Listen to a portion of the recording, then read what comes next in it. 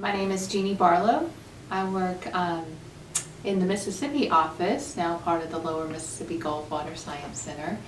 My primary role here is within groundwater studies. I work mainly with our National Water Quality Assessment Program, but I'm also doing some work here in Mississippi in our Mississippi alluvial plain, locally referred to as the Delta, working on groundwater availability issues. So the main thing that we're looking at with this groundwater availability study in the Mississippi Delta is trying to help our local partners and cooperators answer some sometimes tough questions about, how much water is available, how much are we using, and how much will we have in the future.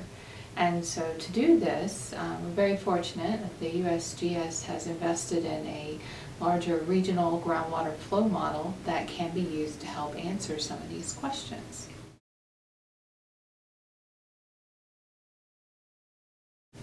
We started a project here last year working with Connor Haw out of our Tennessee office, and we partnered with the Mississippi Department of Environmental Quality to take that regional groundwater flow model and update it and really tailor it for the Mississippi Delta so that it can be used for groundwater simulations, different types of scenario analysis to help assess alternative water supply options that have been presented for the Delta, but we really don't know what the effects of these alternative water supply options will be. So we've been tasked, the first thing is to take that model, get it up to date, so to 2014, and then we want to go in and we actually want to refine our data sets for the Mississippi Delta to make this model as applicable to the Delta as possible. And the goal here is really to have a long-term tool that can be used for future scenario analysis. And we also want to look at optimization modeling, in which we're able to take a bunch of different options that could work for the Delta to supply water, and then kind of figure out what do we get, which option gives us the most bang for our buck. And we can use a groundwater flow model to do this much easier than any of us could do this with pen or paper or spreadsheet or anything. And the reason why there is this emphasis of water availability in the Mississippi Delta is because this is a largely agricultural region, and so there is a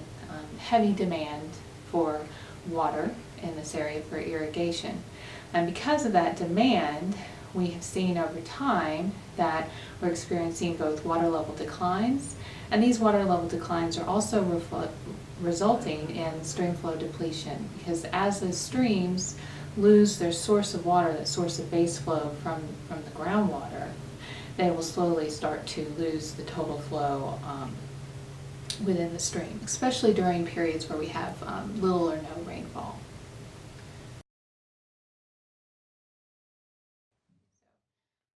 One really nice thing about this project, other than just kind of that we are able to help our partners answer some difficult questions about water availability, is that this has been a great opportunity for myself to get to work with people in some of our other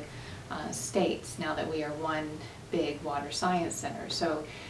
to me, this is a great example of what will come in the future. So on this project, I'm getting to work with Connor Haw, who sits in the Nashville, Tennessee office, and he's really the lead on the modeling part of this project. And it's been a great experience because getting to work with someone new, but also getting to hear a lot of new ideas and new approaches that I wouldn't have thought about. To me, this project is definitely an example of how we can all work together, and that it is possible to break down those state line barriers and still serve our local cooperators.